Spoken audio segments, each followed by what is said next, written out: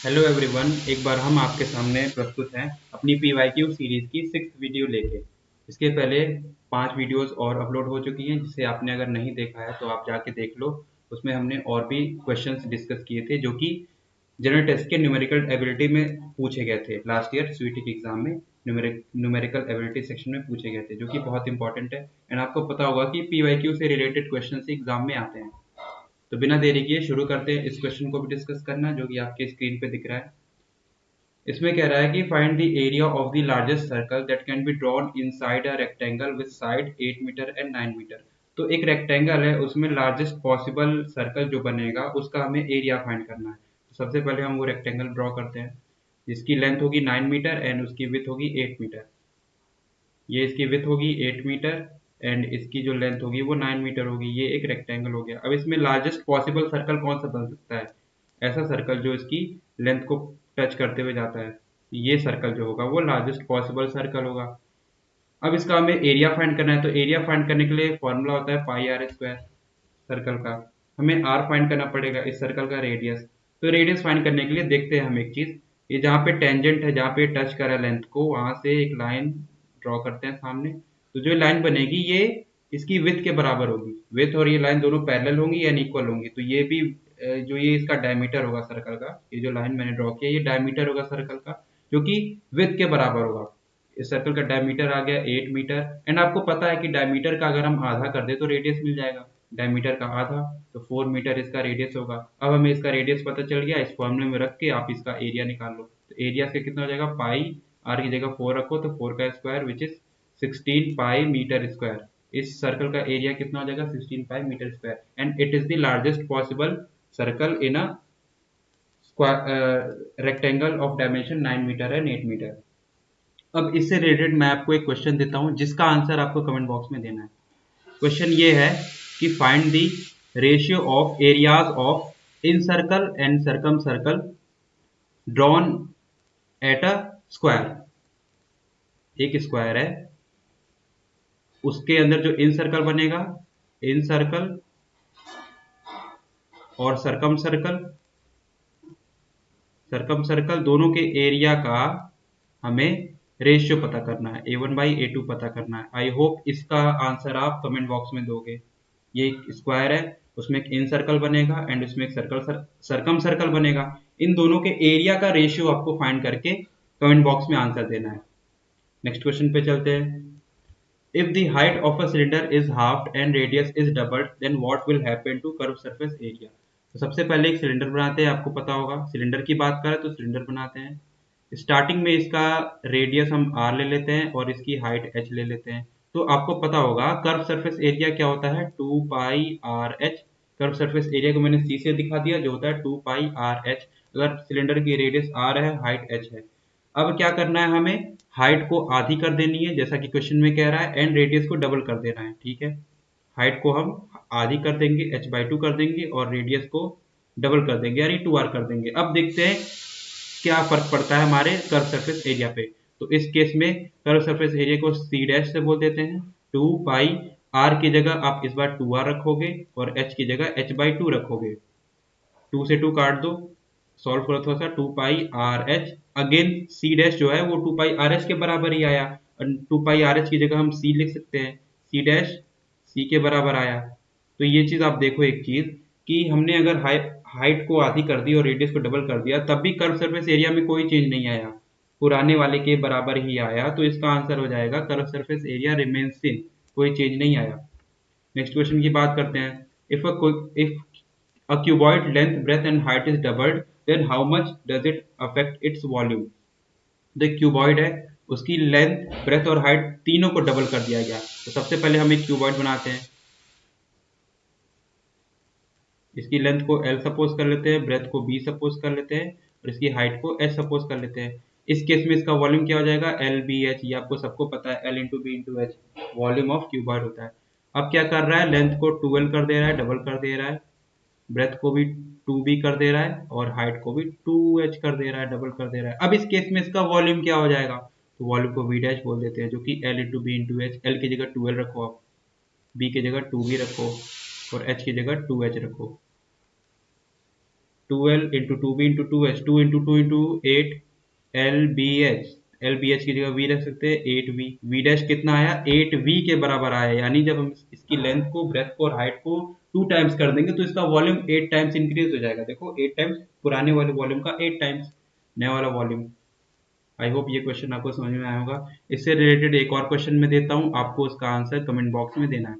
अगर हम लेंथ को 12 कर दें, ब्रेथ को सेम रखें b और हाइट को 3/4 ऑफ h कर दे, तब इसके वॉल्यूम पे क्या असर पड़ेगा, इसका आंसर आपको कमेंट बॉक्स में देना है। नेक्स्ट क्वेश्चन की बात करते हैं। Find the average of all numbers between 8 to 34, 8 और 34 के बीच में जितने भी नंबर होंगे विच इज डिविजिबल बाय 5। तो 5 से डिविजिबल जितने भी नंबर 8 और 34 के बीच में होंगे उनका आपको एवरेज फाइंड करना है। तो सबसे पहले हम नंबर्स लिख लेते हैं कि 8 और 34 के बीच में कौन कौन से नंबर होंगे जो 5 से डिविजिबल होंगे। तो सबसे पहले तो 10 आ गया, 15 आ गया, ठीक है, 10, 15, 20, 25, 30, ये जो नंबर्स हैं बीच के नंबर है जो 8 और 34 के बीच में होंगे and they are divisible by 5। अब इनका एवरेज फाइंड करना है। एवरेज तो मैंने आपको इसके पहले वाली वीडियो में भी बताया था कि एवरेज जो होता है वो इन सारे नंबर का सम कर दो और जितने नंबर है उसे डिवाइड कर दो। तो 10 प्लस 15 प्लस 20 प्लस 25 प्लस 30 इनका सम एंड कितने नंबर है 5, 5 से डिवाइड कर दो। अब ऊपर वाले का हमें सम करना है, तो अब इसमें हम जनरल नॉर्मली सम करने के बजाय हम इसमें थोड़ा सा दिमाग लगाते हैं। हमें दिखा कि ऊपर वाली जो सीरीज बन रही है वो एपी में है, जिसका फर्स्ट टर्म 10 है और लास्ट टर्म 30 है एंड कितने नंबर ऑफ टर्म्स है 5 है। तो एपी में जब सीरीज होती है तो उसके एन टर्म्स का सम कितना होता है n/2 first term plus last term, ये होता है। हम यही फॉर्मूला लगा देते हैं तो ऊपर वाली सीरीज का सम आ जाएगा, हमें टाइम नहीं ज्यादा वेस्ट करना पड़ेगा। तो n/2 नंबर ऑफ टर्म्स कितना है 5 है, तो 5/2 फर्स्ट टर्म है आपका 10 और लास्ट टर्म है 30, बस इसका सम आ गया अपॉन में 5। 5 से 5 काट दो आप, उसके बाद 30 प्लस 10 40/2 जो कि 20 आ जाएगा। तो इस जो ये आपकी सीरीज बनी, ये जो कि 5 से डिविजिबल के नंबर है, वो उसका जो एवरेज आ जाएगा वो 20 के बराबर आ जाएगा। नेक्स्ट क्वेश्चन की बात करते हैं। If two adjacent angle of a parallelogram are 2x + 30 एंड 3x - 15 degrees then the value of x is. अब देखो एडजेसेंट एंगल की बात कर रहा है तो पैरेललोग्राम पहले हम बनाते हैं। पैरेललोग्राम में ये पैरेललोग्राम हो गया जिसकी opposite side equal and parallel होती है।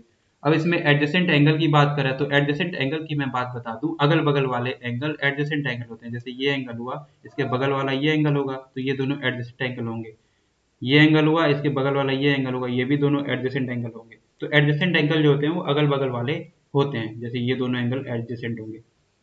एडजेसेंट एंगल का एडजेसेंट एंगल्स दे रखी है। पहला एडजेसेंट एंगल 2x + 30, दूसरा एडजेसेंट एंगल 3x - 15 हो गया। तो x की वैल्यू हमें पूछ रहा है। तो पैरेललोग्राम में एक प्रॉपर्टी होती है कि जो इनके एडजेसेंट एंगल का सम होता है वो 180 डिग्री के बराबर होता है। ये आप नोट कर लो।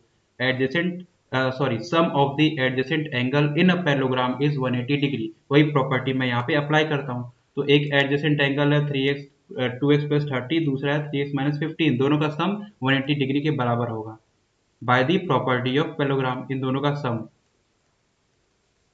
ये किसके बराबर होगा 180 डिग्री के बराबर होगा। जब आप इसको सॉल्व करोगे तो x की वैल्यू 33 डिग्री के बराबर आएगी। आई होप ये क्वेश्चन आपको क्लियर होगा। बस आपको इसकी प्रॉपर्टी याद रखनी है। एडजेसेंट एंगल का जो सम होता है पैरेललोग्राम में वो 180 डिग्री के बराबर होता है। तो ऑप्शन नंबर सी से मैच कर रहा है। नेक्स्ट क्वेश्चन बात करते हैं। If the measure of exterior angle of a regular polygon is 40 degree then the number of side in such regular polygon is. सबसे पहले हम रेगुलर पॉलीगन की बात करते हैं। ऐसा पॉलीगन, पॉलीगन देखो क्या होता है, पॉलीगन ये दो वर्ड से बना है। पॉली का मतलब मैनी, गन का मतलब साइड। तो ऐसा फिगर जिसमें मैनी साइड हो, दो से ज्यादा साइड हो, वो पॉलीगन होता है। और बाउंडेड फिगर होना चाहिए, क्लोज्ड फिगर होना चाहिए। तो सबसे पहला एग्जांपल मैं पॉलीगन की बात करूं, रेगुलर पॉलीगन की। रेगुलर का मतलब सारी साइड बराबर होना चाहिए एंड सारे एंगल बराबर होना चाहिए। तो रेगुलर पॉलीगन का एक एग्जांपल है, सबसे प्राइम एग्जांपल है इक्विलेटरल ट्रायंगल के बारे में आपने सुना होगा। इक्विलेटरल ट्रायंगल ऐसा ट्रायंगल जिसकी तीनों साइड बराबर होती है इक्विलेटरल ट्रायंगल में, एंड इसके तीनों एंगल भी बराबर होते हैं 60 डिग्री। तो ये रेगुलर पॉलीगन हो गया। ठीक है, इसमें n की वैल्यू कितनी है 3। नंबर ऑफ साइड, n जो होता है नंबर ऑफ साइड होता है। अब आपको कमेंट बॉक्स में एक और क्वेश्चन बताना है, एक और एग्जाम्पल बताओ जो कि रेगुलर पॉलीगन हो। एक और आपको एग्जाम्पल कमेंट बॉक्स में बताना है। अब कह रहा है कि ईच एक्सटीरियर एंगल का जो मेजर है वो 40 डिग्री है। तो रेगुलर पॉलीगन में हर एक एक्सटीरियर एंगल का जो मेजर होता है, जैसे ये एक्सटीरियर एंगल है, 3 एक्सटीरियर एंगल है, तीनों बराबर होंगे, और एक्सटीरियर एंगल जो होता है वो 360 डिग्री बाई एन के बराबर होता है, where N is number of side. Exterior angle का जो जो आपकी फॉर्मूला होता है वो 360 बाई एन के बराबर होता है। एन यहाँ पे एक एक्सटीरियर एंगल दे भी रखा है 40 डिग्री, तो ये भी एक्सटीरियर एंगल ही है, ये 40 डिग्री के बराबर कर दो। यहाँ से आप एन की वैल्यू निकाल सकते हो सॉल्व करके, जब आप सॉल्व करोगे तो 9 आ जाएगी। यानी एक ऐसा रेगुलर पॉलीगन है जिसमें 9 साइड है। ठीक है, देन एन पूछ रहा था हमसे नंबर ऑफ साइड, तो एक्सटीरियर एंगल होता है 360 बाई एन, ये रेगुलर पॉलीगन की बात कर रहे हैं, वो 40 डिग्री के बराबर है, तो इस एन की वैल्यू 9 आ जाएगी। आई होप आपको ये क्वेश्चन क्लियर हुआ होगा। इसका आंसर आपको देना है, एक और आपको एग्जांपल देना है रेगुलर पॉलीगन का, 1 2 3 जितने भी आप दे सकते हो, आपको कमेंट बॉक्स में देना है। आइए नेक्स्ट क्वेश्चन की बात करते हैं, जिसमें ये एक ट्रायंगल दिया हुआ है एंड जिसके ये एक्सटीरियर एंगल का एक एक्सटीरियर एंगल y है, एक z है और एक x है। ये आपका x है, ये आपका y डिग्री है और ये आपका z डिग्री है। आपको सम बताना है तीनों का, x y z, x plus Y plus z, तीनों का सम बताना है। तो सबसे पहले हम x फाइंड करने की कोशिश करते हैं। अब x फाइंड करने के लिए हमें ये वाला ट्रायंगल, ये वाला एंगल फाइंड करना पड़ेगा, तभी तो हम 180 में से इस एंगल को माइनस करके x फाइंड कर सकते हैं। तो इस एंगल को सबसे पहले हम फाइंड करते हैं। तो इस ट्रायंगल में आप देखो, ट्रायंगल में तीनों एंगल का सम 180 डिग्री होता है। ये एंगल 80 है, ये एंगल 70 है, दोनों का सम कितना होगा, 8 7 15, 150 डिग्री। बचा कितना, 30 डिग्री, क्योंकि तीनों का सम 180 डिग्री होगा। ये दोनों मिलके 150 हो गए हैं, बचा 30, तो ये एंगल 30 डिग्री हो जाएगा। अगर ये एंगल 30 डिग्री हो गया तो ये एंगल कितना होगा, 180 में से ये 30 आप माइनस कर दो, क्योंकि पूरा एंगल 180 होता है, 180 में से इतना आप माइनस कर दोगे तो ये बच जाएगा आपका। तो x की वैल्यू कितनी हो जाएगी, 180 माइनस 30, जो हो जाएगा 150 डिग्री। 150 डिग्री x की वैल्यू हो गई। y की वैल्यू ऐसे आप फाइंड कर लो, यहाँ पे तो एक, यहाँ पे ये एंगल दे रखा है 80 डिग्री, तो y कितना हो जाएगा, 180 माइनस 80, जो कि 100, तो y जो हो जाएगा वो 100 डिग्री हो जाएगा। एंड ऐसे ही z आप फाइंड कर लो, यहाँ पे ये इंटरनल एंगल 70 डिग्री दिया हुआ है, तो z कितना हो जाएगा, 180 माइनस 70, जो कि हो जाएगा 110। जब आप तीनों को ऐड करोगे तो 360 डिग्री आएगा आंसर। तो x plus Y plus Z कितना आ गया, 360 डिग्री इसका आंसर होगा। आई होप ये क्वेश्चन आपको क्लियर हुआ होगा, काफी इजी सा क्वेश्चन था। नेक्स्ट क्वेश्चन की बात करते हैं। In the given figure ABCD is a parallelogram and BC is equal to BE, find x। तो ये पैरेललोग्राम का क्वेश्चन है एंड इसमें भी पैरेललोग्राम की प्रॉपर्टी हम लगाएंगे।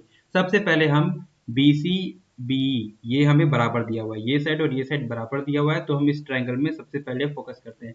आपको पता है ये जो ट्रायंगल BCE बन रहा है, ये एक इक्विलेटरल ट्रायंगल है, क्योंकि ये दोनों साइड बराबर, तो अपने इक्विलेटरल ट्रायंगल की एक प्रॉपर्टी जानते होंगे कि आप जब ये दोनों साइड बराबर होते हैं तो इसके कोरस्पॉन्डिंग एंगल भी बराबर होते हैं, तो ये इसके कोरस्पॉन्डिंग एंगल, ये दोनों भी बराबर होंगे। अगर ये एंगल y है तो ये भी y होगा। अब एक चीज मैं बताऊं, हमें फाइंड करना है x फाइंड करने के लिए हमें y पता होना जरूरी है, तो हम y फाइंड करेंगे पहले, उसके बाद हमें x की वैल्यू पता हो पाएगी। तो आप इस पैरेललोग्राम को देखो, ABCD पैरेललोग्राम पे ध्यान दो। पैरेललोग्राम में एक प्रॉपर्टी होती है कि opposite angles of a parallelogram are equal. तो जो पैरेललोग्राम के ऑपोजिट एंगल होते हैं वो इक्वल होते हैं, तो ये अगर 130 डिग्री है तो ये एंगल भी 130 डिग्री होगा। ठीक है, ऑपोजिट एंगल इक्वल होते हैं। अब अगर ये 130 है तो y निकालना हमारे लिए कोई बड़ी बात नहीं है, 180 में से ये 130 माइनस कर देंगे तो हमें y पता चल जाएगा, क्योंकि ये पूरा एंगल मिलके 180 डिग्री होता है। 180 डिग्री में से ये इतना एंगल 130 माइनस कर देंगे तो हमें y मिल जाएगा। तो y कितना हो जाएगा, 180 डिग्री माइनस 130 डिग्री, कितना हो जाएगा ये, 50 डिग्री। y की वैल्यू आ गई 50 डिग्री। अब ये y 50 डिग्री है तो ये भी 50 डिग्री होगा। अब इस ट्रायंगल में हम बात करते हैं BCE में, ये हमने y पता कर लिया 50 डिग्री, तो ये भी 50 डिग्री होगा। ठीक है, और हमें पता है कि ट्रायंगल के तीनों एंगल का सम जो होता है 180 डिग्री के बराबर होता है, तो 50 प्लस 50 100, ये दोनों एंगल मिलके 100 हो गए, बचा कितना, 80, है ना। तो ये x कितना हो जाएगा, 80 डिग्री। समझ में आया, क्योंकि तीनों एंगल का सम 180 डिग्री होता है। अगर यही दोनों एंगल मिलके 100 हो गए तो बचा कितना, 80, तो 80 वाला एंगल यही होगा, तो x की वैल्यू 80 डिग्री। आई होप ये क्वेश्चन आपको क्लियर हुआ होगा, बी वाले ऑप्शन से मैच कर रहा है। नेक्स्ट क्वेश्चन की बात करते हैं। इस क्वेश्चन में ये कह रहा है कि calculate the product of two number whose LCM is 35 and SCF is 15। तो दो नंबर हमें दिए हुए हैं जिनका LCM 35 एंड SCF 15 है, तो उन दोनों नंबर का प्रोडक्ट हमें पता करना है। तो मैंने पिछली वीडियोस में मैंने एक फॉर्मूला आपको बताया था, दो नंबर हैं N1 एंड N2। सपोज करो इनका अगर LCM एंड SCF दोनों दिया हुआ है, तो इनमें एक रिलेशन होता है, दोनों नंबर का जो प्रोडक्ट होता है N1 N2, ये LCM इंटू SCF के प्रोडक्ट के बराबर होता है। ये मैंने आपको बताया था। तो हमें इन दोनों नंबर का प्रोडक्ट पूछ रहा है, कोई नहीं, एलसीएम हमें दे रखा है 35 और एचसीएफ दे रखा है 15, बस सॉल्व कर दो। 5 25 के बराबर आएगा दोनों नंबर का प्रोडक्ट। आई होप ये भी क्वेश्चन आपको क्लियर है होगा। बस सीधा सीधा फॉर्मूला होता है, नंबर दोनों नंबर का प्रोडक्ट वो किसके बराबर होता है, एलसीएम इंटू एचसीएफ के प्रोडक्ट के बराबर होता है। नेक्स्ट क्वेश्चन की बात करते हैं। The HCF of first 10 prime number is. तो प्राइम नंबर, पहले 10 प्राइम नंबर का एचसीएफ हमें फाइंड करना है। तो पहला 10 प्राइम नंबर हम लिख लें, ठीक है। सबसे पहला होता है 2, उसके बाद 3, फिर 5, फिर 7, ऐसे कर करके जितने भी प्राइम नंबर होते हैं। एंड आप, आई होप आपको पता होगा प्राइम नंबर क्या होते हैं। ऐसे नंबर जिनके सिर्फ दो फैक्टर होते हैं। वन तो सबका फैक्टर होता है, वन सबका भाई होता है, वन तो होता ही होता है। खुद के फैक्टर होते हैं, यानी खुद से डिवाइड होते हैं, तो वो प्राइम नंबर है। एंड सबसे स्मॉलेस्ट प्राइम नंबर 2। अब एक बात देखो, एचसीएफ क्या होता है, हाईएस्ट कॉमन फैक्टर। तो सबसे पहले एचसीएफ फाइंड करने के लिए हम कॉमन फैक्टर की बात करेंगे। अब इन नंबर्स में जो आप प्राइम नंबर्स हमारे सामने लिखे हुए हैं, इन नंबर में कुछ कॉमन मिलेगा ही नहीं, वन को छोड़ के।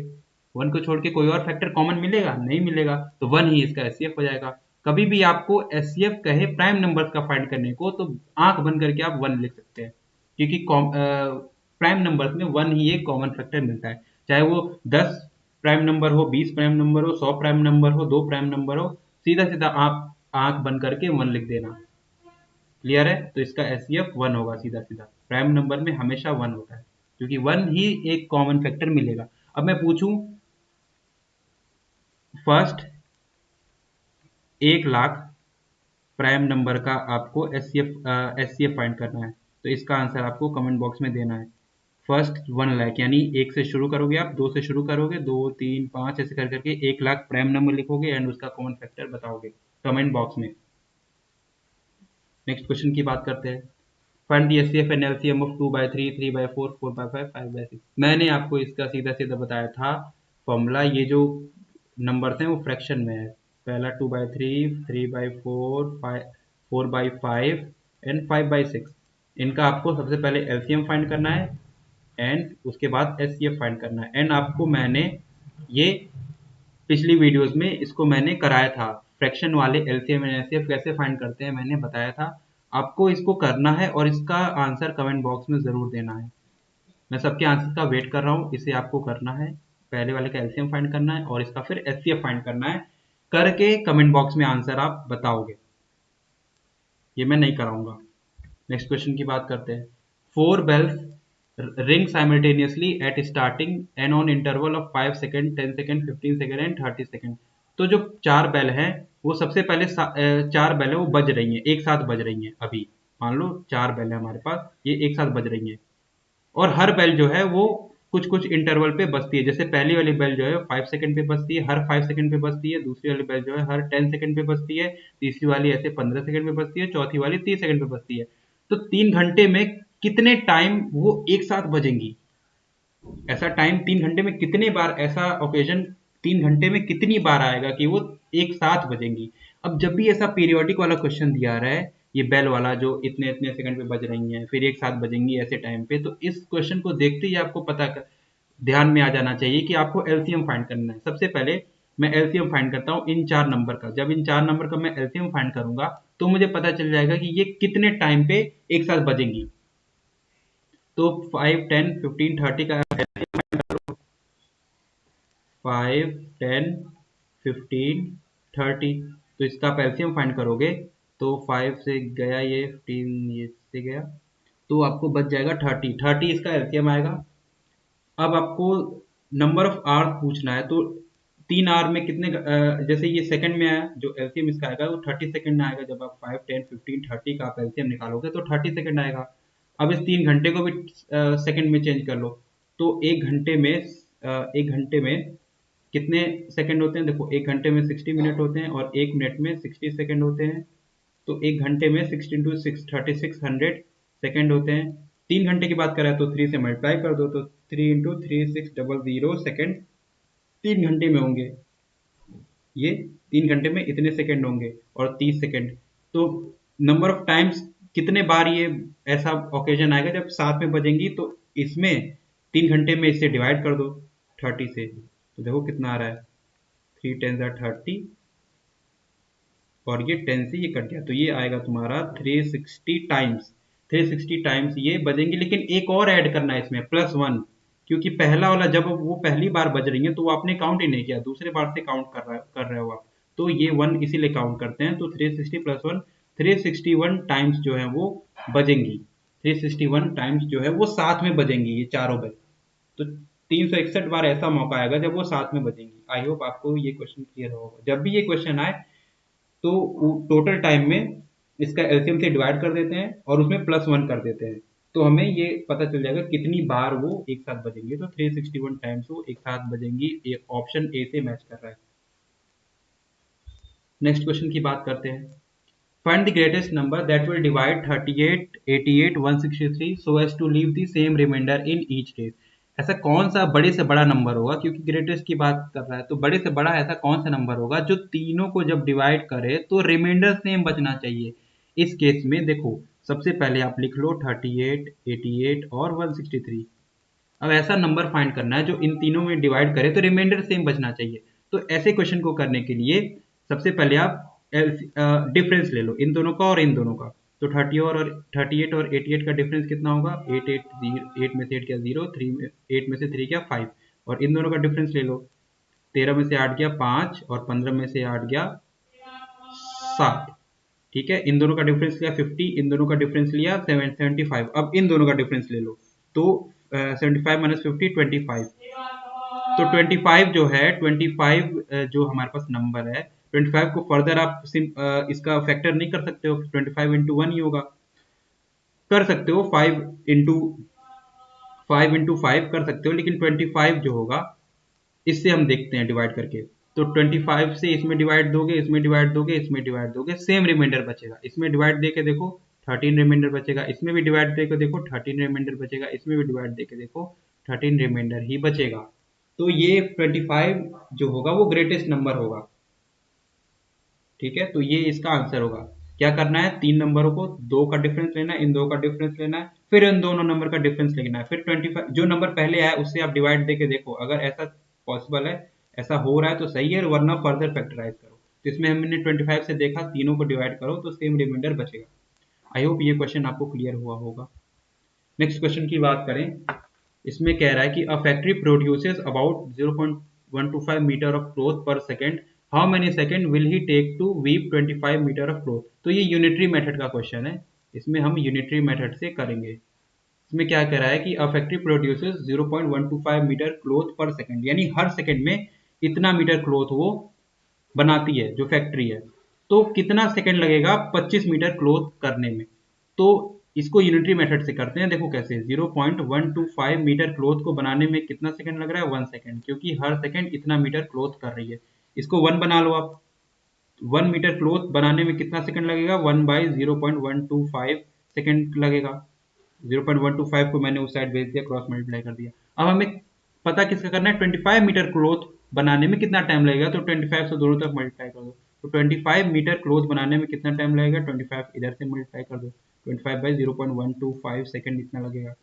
अब इसे आप फर्दर सॉल्व करोगे तो ये कितना हो जाएगा?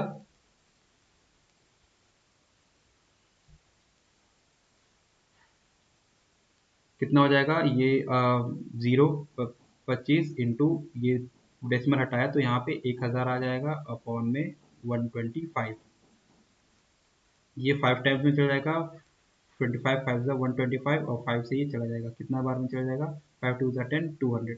तो 200 सेकेंड लगेंगे 25 मीटर क्लॉथ बनाने में। ये यूनिटरी मेथड पे बेस्ड क्वेश्चन था। आई होप आपको ये भी क्वेश्चन क्लियर हुआ होगा।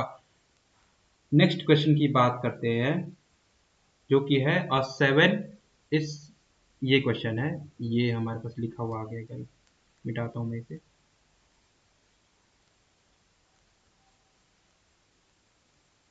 फिर ये क्वेश्चन डिस्कस करते हैं।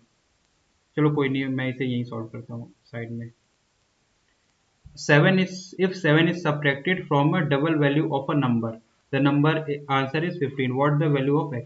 तो किसी नंबर x है उसके डबल यानी 2x में से हम 7 को सब्ट्रैक्ट करते हैं तो हमें जो आंसर मिलता है वो 15 मिलता है। तो वो नंबर क्या होगा? ये तो बहुत ही लीनियर, ये तो बहुत ही सिंपल लीनियर इक्वेशन है।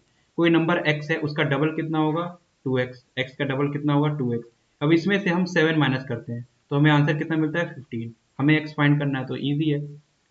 कितना हो जाएगा? 2x इज इक्वल टू 7 उधर भेजो तो 15 7 22 हो जाएगा, तो x की वैल्यू हो जाएगी 11। बस वो नंबर 11 हो गया। बहुत इजी क्वेश्चन था।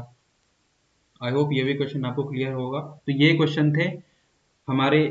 ये वीडियो भी हमारी समाप्त होती है, हमने PYQ इस वीडियो का डिस्कस कर लिया। अगर आपको ये वीडियो पसंद आई तो आप इस वीडियो को लाइक कर सकते हो एंड अपने दोस्तों के साथ भी शेयर कर सकते हो ताकि उनकी भी प्रिपरेशन हो सके CVT की। एंड चैनल को सब्सक्राइब कर देना एंड बेल आइकन दबा देना ताकि आपको फर्दर वीडियो जो हम अपलोड करेंगे उसकी नोटिफिकेशन मिल जाए। एंड अगेन हम जो है अपने टेलीग्राम चैनल पे, जिसका हम लिंक डिस्क्रिप्शन में दे देंगे एंड स्क्रीन पे भी आपको शो हो रहा होगा, उस पर हम रोज क्विज कराते हैं। तो आप उस पर भी जुड़ जाओ टेलीग्राम पे, आपका फायदा ही होगा। रोज हम उस पर 20 25 25 क्वेश्चन डालते रहते हैं रोज, उससे आपकी प्रिपरेशन होती रहेगी। एंड तब तक के लिए हैव अ नाइस डे।